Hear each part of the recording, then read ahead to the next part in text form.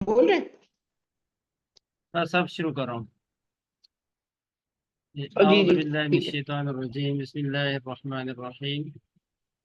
आज हमारा सबक शुरू हो रहा है, ये आयत नंबर 15 से है। और हम्म इसमें अल्लाह ताला फरमाते हैं वल्लाती यातीन फाहिशता मिन निसाइकुम, और हम्म तुम्हारी औरतों में से जो कोई औरतें बेहयाई का काम कर बैठी, हम्म फस्तशहिदू अलैहिन्ना अर्बातम मिनकुम, तो तुम गवाह बना लो उनके ऊपर चार मर्दों को, आपस में से चार मर्दों को। फ़इन हम्म शहीदू, बस अगर वो गवाही दे दी, हम्म फ़अमसिकूहुन्ना फिल बुयूत, तो फिर उसके बाद उन औरतों को घरों के अंदर तुम रोक के रखो, कैद कर लो घरों के अंदर। और हत्ता यतवफ़ाहुन्नल मौत, यहाँ तक के मौत उन्हें उठा कर ले जाए, उनको मौत आ जाए। हम्म और यजअलुल्लाहु लहुन्ना सबीला, या अल्लाह ताला उनके लिए कोई और रास्ता निकाल दे, कोई और हुक्म नाजिल कर दे। आगे इसी के साथ मिलता है वल्लदान यातियानहा, और मर्द या वो दो जो वो दो मर्द जो ये बेहयाई के काम करें तुम में से, फ़आज़ूहुमा, तो उनको तुम अजियत पहुंचाओ। फ़इन ताबा, बस अगर वो तौबा कर लें, वो असलहा, और आइंदा के लिए अपने हाल को दुरुस्त कर लें, फ़आरिज़ू अन्हुमा, तो तुम उनसे अब एराज करो, या भी यानी अब उनको उनके साहब का गुनाह याद मत कराओ। इन्नल्लाह कान हम्म तव्वाबर रहीमा, बेशक अल्लाह ताला बहुत तौबा कबूल करने वाला, बहुत रहम करने वाला है। हम्म अब इससे पहले के जो आयत हैं सूरह निसा की, ये यतीमों के बारे में, और इसी तरह फिर यतीम बच्चों के निकाहों के बारे में, फिर औरतों के साथ जो है वो निकाह के बारे में हुक्म आया, माशरती अहकामात चल रहे हैं।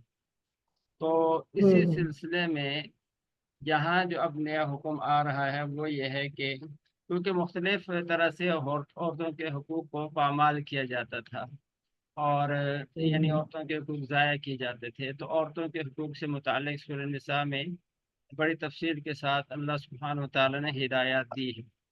अब ये जो आयत हैं, दो आयत 15 और 16 नंबर, इनमें अल्लाह ताला ये फरमा रहे हैं कि अगर मुसलमानों के माशरे के अंदर बेहयाई का अगर इर्तिकाब होने लगे, मर्द करें या औरतें करें, तो फिर अब उसकी सज़ा क्या होनी चाहिए ताकि माशरे से बेहयाई ख़त्म हो जाए। तो यानी बेहयाई के असबाब को कैसे ख़त्म किया जाए, और बेहयाई के जो जराइम का इर्तिकाब है उस पर सज़ाएँ क्या देनी चाहिए।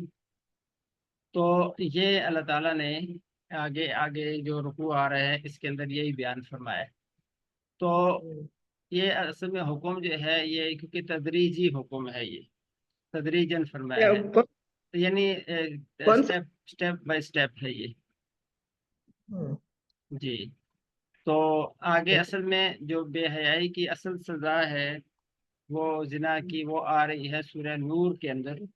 सूरह नूर की हम्म, आयत नंबर जो है वो है आयत नंबर, सूरह नूर की 2 नंबर है, अज़्ज़ानी तो वज़्ज़ानी फ़जलिदू कुल्ला वाहिद मिनतुन जल्दा।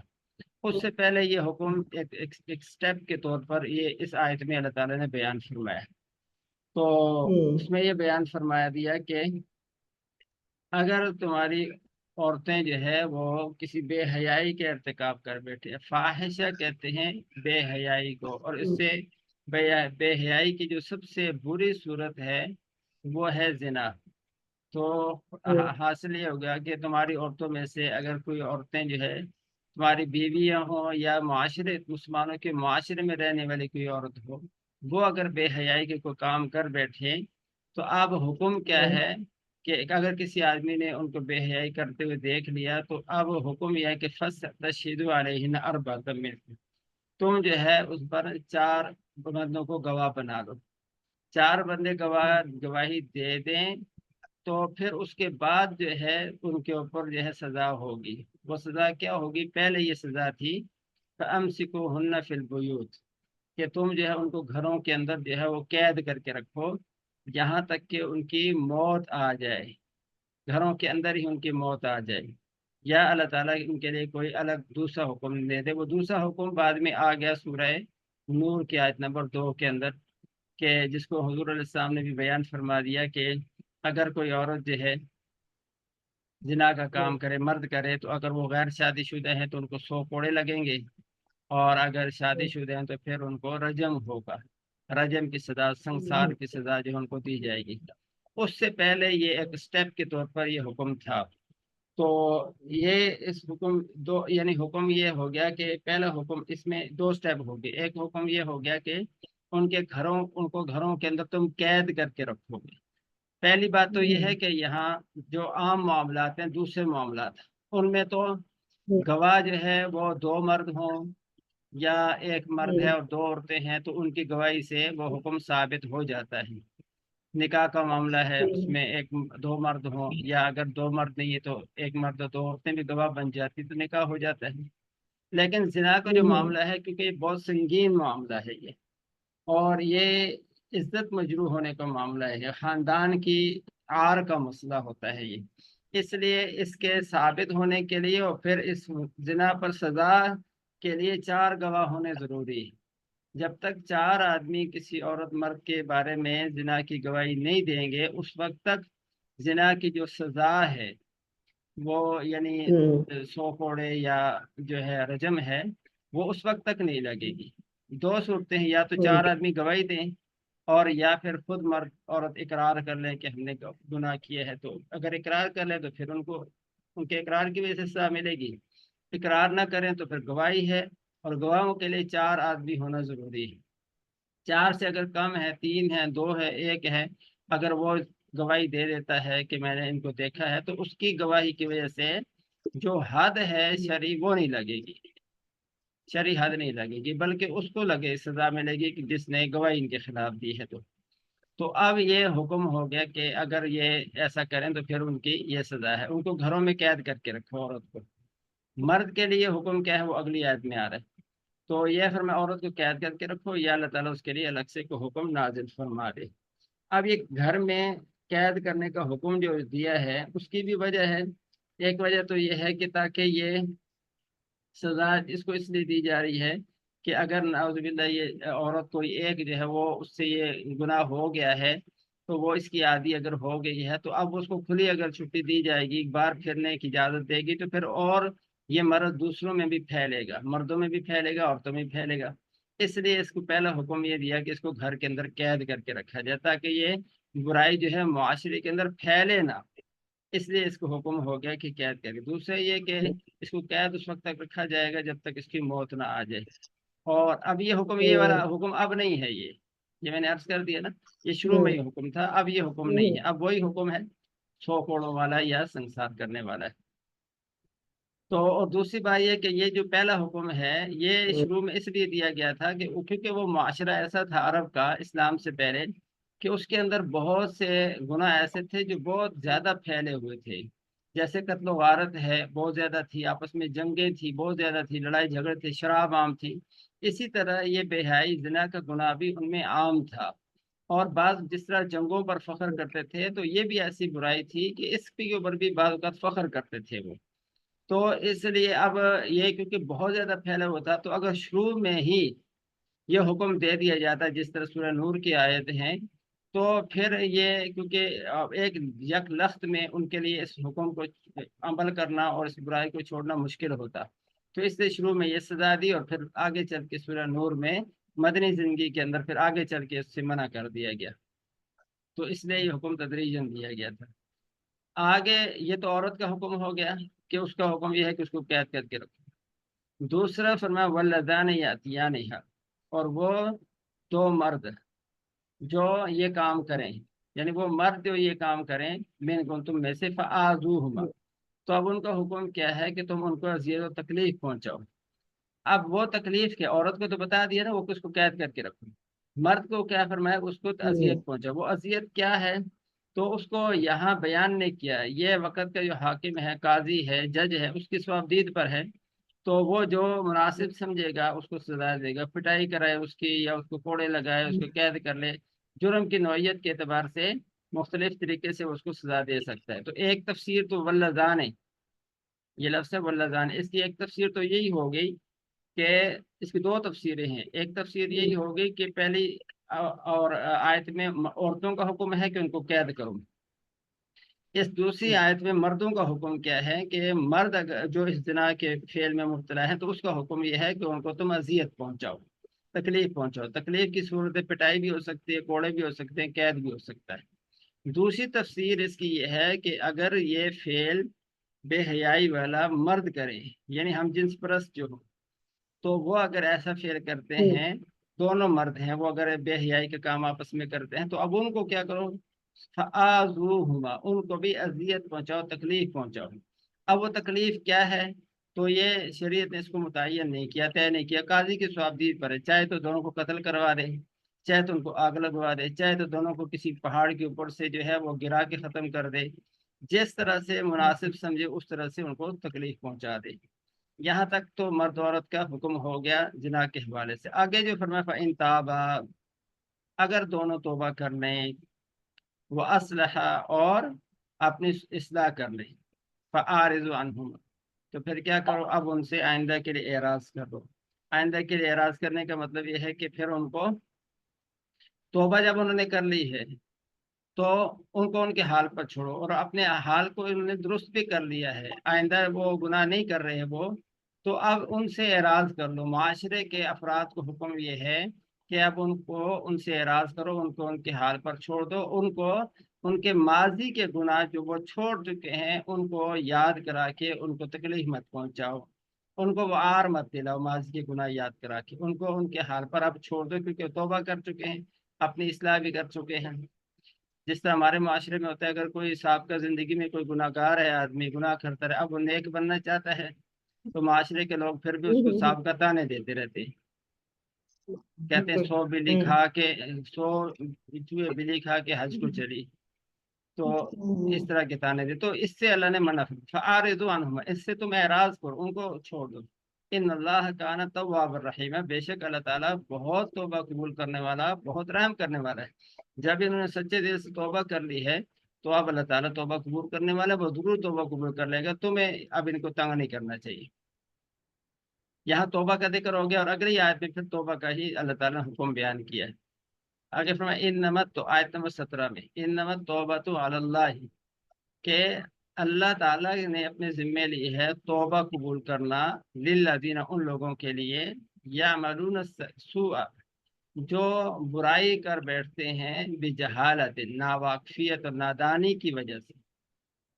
اللہ تعالیٰ نے اپنے ذمے لی ہے توبہ قبول کرنا ان لوگوں کے لیے، للذین، ان لوگوں کے لیے، یعملون السوء، جو برائی کرتے ہیں، کر بیٹھتے ہیں، بجہالت، نادانی کی وجہ سے، ناواقفیت کی وجہ سے، ثم یتوبون من قریب، پھر جلدی ہی وہ توبہ کر لیتے ہیں، قریب ہی توبہ کر لیتے ہیں، فاولئک یتوب اللہ علیہم، تو ایسے لوگ ہیں جن کی اللہ تعالیٰ توبہ قبول کرتا ہے۔ وکان اللہ علیما حکیما، اور اللہ تعالیٰ جاننے والا، حکمت والا ہے۔ اگلی آیت کے بھی ترجمہ کر دیتا ہوں، پھر اس کی تشریح کرتا ہوں۔ ولیست التوبۃ، آیت نمبر 18 میں فرمایا کہ اور توبہ ان لوگوں کے لیے نہیں ہے، للذین یعملون السیئات، جو گناہ کرتے رہتے ہیں، یعملون السیئات، جو گناہ کرتے رہتے ہیں، حتی اذا حضر احدهم الموت، یہاں تک کہ جب ان میں سے کسی ایک کی موت کا وقت آ جاتا ہے، قالا، اس وقت کہتا ہے، انی تبت الآن، کہ میں اب توبہ کرتا ہوں، تو ایسے لوگوں کی بھی اب توبہ قبول نہیں ہے۔ نمبر 2، وللذین یموتون، اور نہ ہی ان لوگوں کی توبہ قبول ہے جو یموتون، مر جاتے ہیں، وہم کفار، حالانکہ وہ کافر ہوتے ہیں، یعنی کفر ہی کی حالت میں ان کی موت آ جاتی ہے، تو ایسے لوگ بھی موت کے وقت اگر توبہ کرتے ہیں تو ان کی توبہ قبول نہیں ہے۔ اولئک اعتدنا لهم عذابا علیما، ایسے لوگوں کے لیے ہم نے دردناک عذاب تیار کر رکھا ہے۔ تو اب اس میں توبہ کی ذکر ہے۔ اب توبہ کے قبول ہونے کے لیے شرائط ہیں، وہ شرائط پائی جائیں گی تو اللہ تعالیٰ توبہ قبول کر لیں گے، شرائط نہیں پائی جائیں گی تو توبہ قبول نہیں ہوں گی۔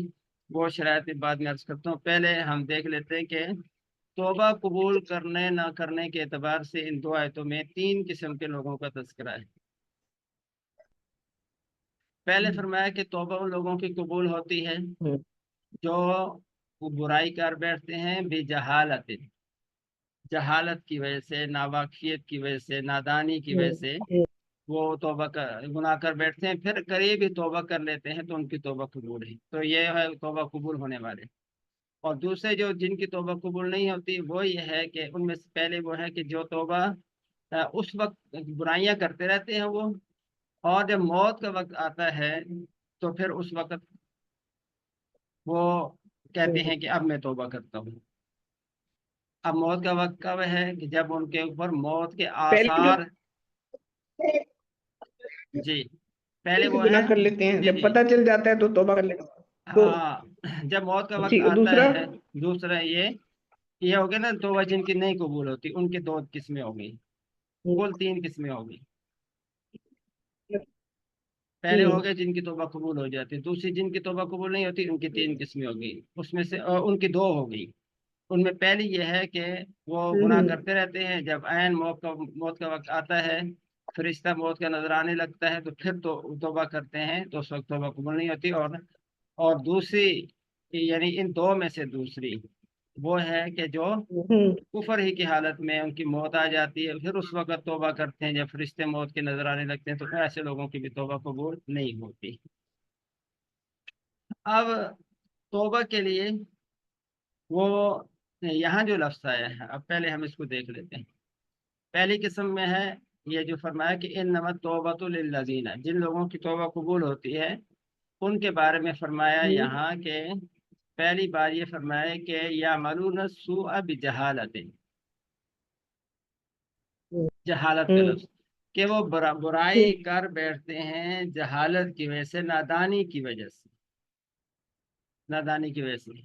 اب اس لفظ کا کیا مطلب ہے جہالت؟ اس سے تو عام ذہن میں یہ آتا ہے کہ اگر نادانی کی ناواقفیت کی وجہ سے گناہ کر لیا تو پھر تو توبہ کی اور توبہ کر لی تو توبہ قبول ہو جائے گی، لیکن اگر گناہ کا پتہ ہے اور پھر بھی گناہ کر لیا جان بوجھ کے تو پھر جو ہے اس کی توبہ قبول نہیں ہوگی۔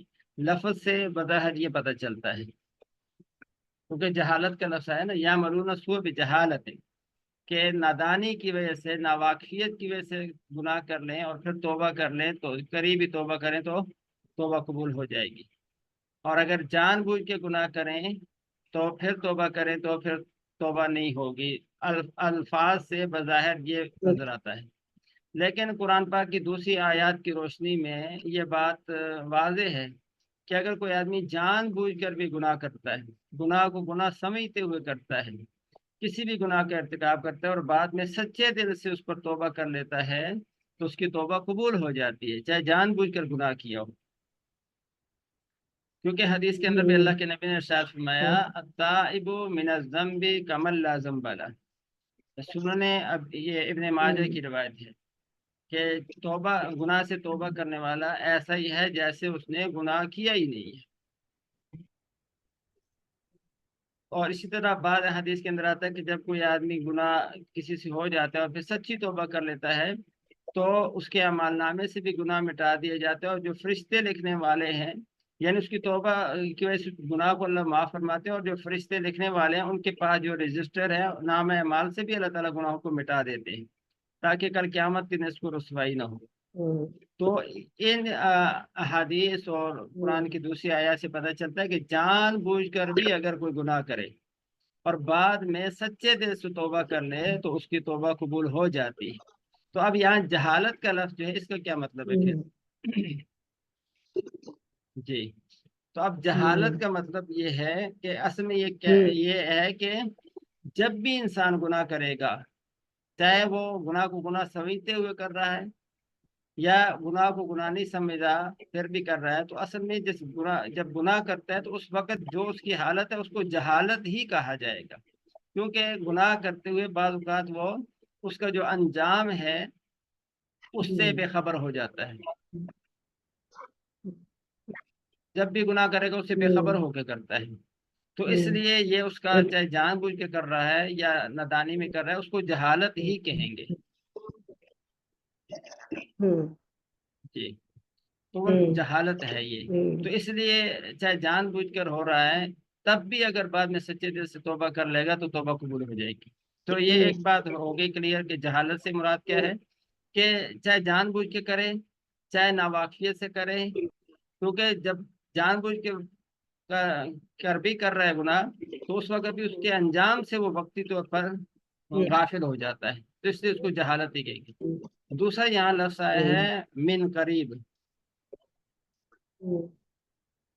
جی۔ اب یہ من قریب کا کیا مطلب ہے کہ یتوبون من قریب، تو جلدی سے، اس کا مطلب جلدی سے توبہ کر دیں۔ اب سوال یہ پیدا ہو کہ اس قریب سے کتنی جلدی مراد ہے؟ آیا گناہ کے فوراً بعد توبہ کر لیں یا کچھ دیر کے بعد توبہ کرے تو پھر بھی قبول ہوگی یا نہیں ہوگی؟ تو حدیث کے اندر آتا ہے، ترمذی شریف کے اندر حدیث ہے کہ اللہ کے نبی نے فرمایا ان اللہ یقبل توبۃ العبد ما لم یغرغر، کہ اللہ تعالیٰ بندے کی توبہ اس وقت تک قبول کرتے ہیں جب تک کہ اس پر موت کے سکرات طاری نہ ہو جائے، نزع کی کیفیت طاری نہ ہو جائے۔ تو اس وقت سے پہلے پہلے نزع کی جو کیفیت ہے، اس سے پہلے پہلے کا سارا وقت قریب کا ہی ہے۔ جی ڈاکٹر صاحب بات سمجھ میں آ گئی؟ بالکل آ رہی ہے کہ نظر سے قریب کا مطلب کیا ہے، کہ نظر کی جو کیفیت ہے جس میں آدمی کو موت کا غرغرہ شروع ہو جاتا ہے اور فرشتے نظر آنے لگتے ہیں، اس سے پہلے کا سارا وقت قریب میں شمار ہے۔ اس سے پہلے پہلے جب بھی توبہ کر لے گا، توبہ کا دروازہ کھلا ہے، اللہ تعالیٰ توبہ قبول فرما لیں گے۔ اس میں دو حالتیں ہوتی ہیں۔ ایک ہوتا ہے کہ آدمی، کیونکہ آپ ڈاکٹر ہیں، آپ کو پتہ ہے کہ بعض دفعہ ایسا ہوتا ہے کہ ہم مریض کو ڈاکٹر لا علاج قرار دے دیتے ہیں کہ بھائی اس کا اب علاج نہیں ہو سکتا، اس کو گھر لے جائیں، ایسا بھی ہوتا ہے۔ تو اب یہ جو حالت ہے یہ بھی قریب میں داخل ہے۔ اس وقت بھی اگر توبہ کر لیتا ہے، ہوش حواس میں ہے تو توبہ کر لیتا ہے، اس وقت کی بھی توبہ قبول ہے۔ ایک وہ ہوتی ہے مایوسی کی کیفیت، جب بالکل موت کی کیفیت طاری ہو جاتی ہے، نرخرا سانس اکھڑنے لگ جاتا ہے، تو اس وقت وہ توبہ کا دروازہ بند ہونے کا وقت ہوتا ہے، تو اس سے پہلے کا سارا وقت قریب ہے۔ اس آگے فرمایا ہے کہ یتوب اللہ علیہم وکان اللہ علیم الحکیم، ایسے لوگوں کے اللہ توبہ قبول کرتا ہے اور اللہ تعالیٰ جاننے والا، حکمت والا ہے۔ اور آگے جو کافروں کے بعد جو جن کی توبہ قبول نہیں ہوتی، وہ بتا دیے کہ جو لوگ بے حیائی کرتے رہتے ہیں، گناہ کرتے رہتے ہیں، اور جب موت کا وقت آتا ہے، یعنی موت کا فرشتہ نظر آنے لگتا ہے، اس وقت کہتے ہیں کہ انی تبت الآن، اب میں توبہ کرتا ہوں، تو ایسے لوگوں کی توبہ قبول نہیں ہوئی۔ اور اسی طرح وہ لوگ جو کفر کی حالت میں ہوتے ہیں اور موت کا وقت آتا ہے تو پھر وہ کہتے ہیں میں توبہ کرتا ہوں، جیسے فرعون نے کہا تھا جب وہ دریا میں ڈوبنے لگا، غوطہ لگا، تو پھر اس نے کہا کہ اب میں ایمان لاتا ہوں، تو اس وقت کے ایمان کا کوئی اعتبار نہیں ہے۔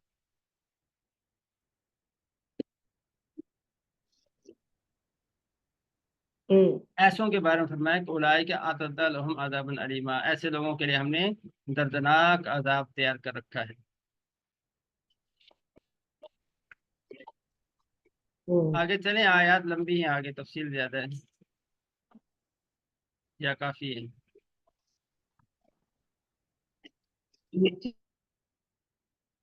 کل کر ٹھیک ہے، کل کر لیں گے۔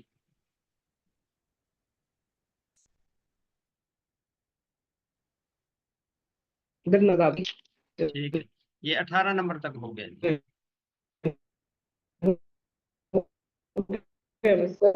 ہاں چلیں ٹھیک ہے ٹھیک ہے، چلیں ٹھیک ہے، 18 تک۔